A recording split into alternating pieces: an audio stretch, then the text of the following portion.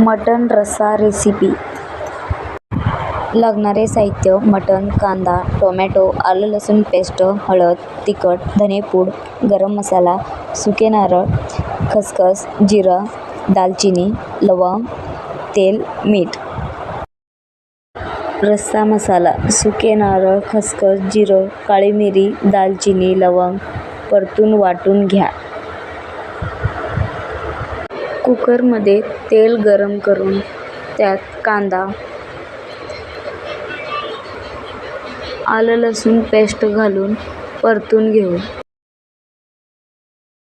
आलं लसूण पेस्ट परतून झाल्यावर हळद, तिखट, धनेपूड घालून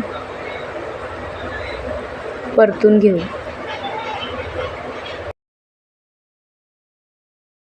मसाले परतून घेतल्यावर मटण घालून परतून घेऊ.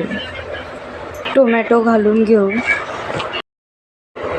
टोमॅटो परतून झाल्यावर वाटून घेतलेलं वाटण घालून घेऊ.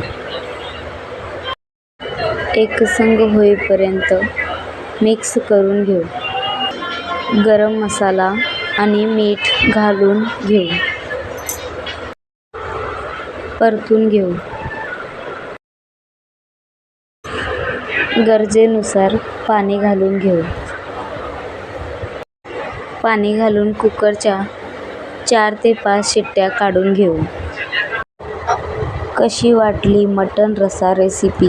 रेसिपी आवडल्यास चॅनलला लाईक, शेअर, सबस्क्राईब करा.